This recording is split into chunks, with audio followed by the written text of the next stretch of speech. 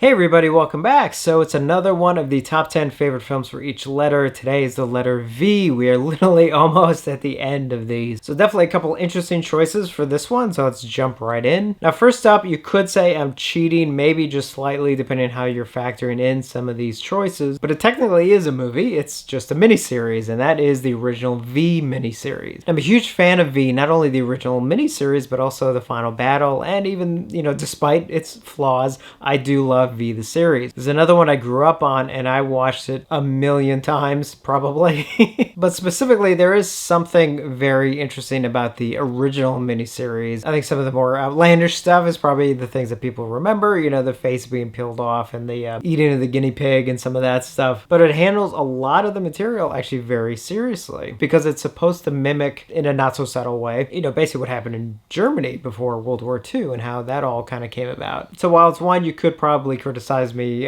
for including it, I kind of had to go with it. Sorry if my stomach's making noise. I need to go eat something right after this. Next one is actually another one you could probably call me out on, and that is Vacation. Now, I know technically it's known as National Lampoon's Vacation. I always refer to it just as Vacation, so even on this list, I just thought of it as, one that started with V. Plus my ends were, pretty filled up anyway. Just another one of my favorite comedies that I absolutely love and, watched so many times. In fact, I even bought it off iTunes actually a couple months ago and watched it again.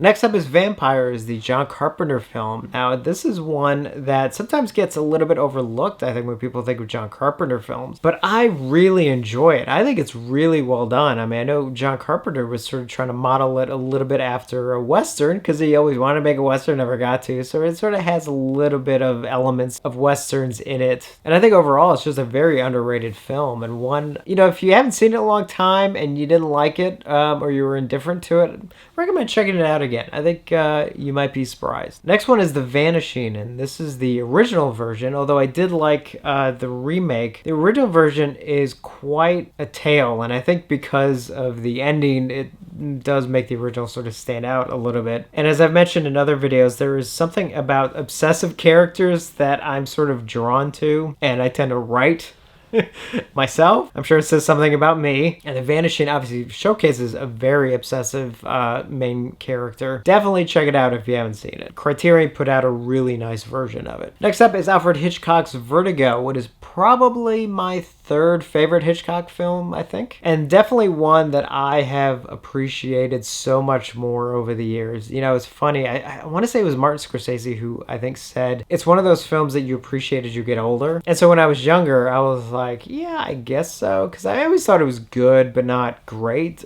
But as I've gotten older, yes, it's actually really, really great. And another one that has to do with an obsessive character. Obviously a running theme with me. Probably a very interesting psychoanalysis of me. Next one is Victor Victoria, really, really funny Blake Edwards comedy starring Julie Andrews, where she's a woman pretending to be a man, pretending to be a woman.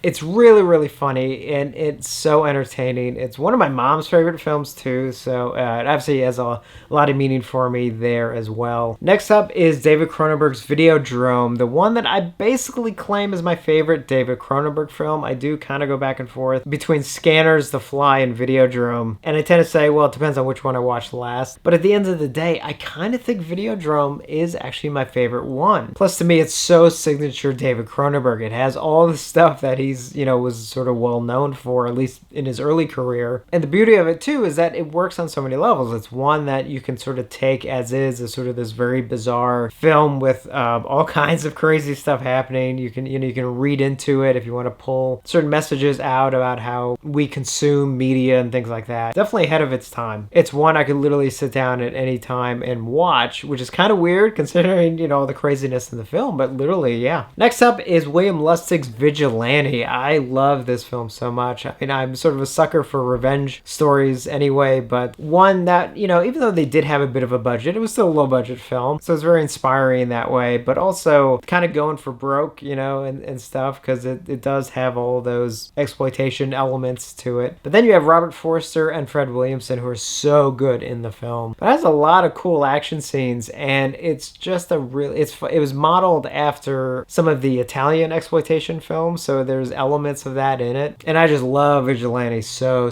much. Next up is Village of the Damned, one of the classic films that I still think is really just super creepy and gets under your skin. And I do want to give a special shout out to John Carpenter's remake, which actually I do like a lot. I don't like it as much as the original, but I do think his version is, I think, a lot better than it gets credit for. And then finally, an interesting choice, possibly, and that is Visiting Hours, starring William Shatner and the great Michael Ironside as the psycho killer in it, who he is, boy, is he just goes for broke and so insane in that film. And again, it's one of those that has sort of those that iconic poster that was on like the VHS box, and one I used to, you know, see at the video store as a kid and kind of just like, what's that movie about? And then I finally got to see it. It's like, oh, it's not so bad. And then you get to all the Michael Ironside scenes. It's like, oh yeah.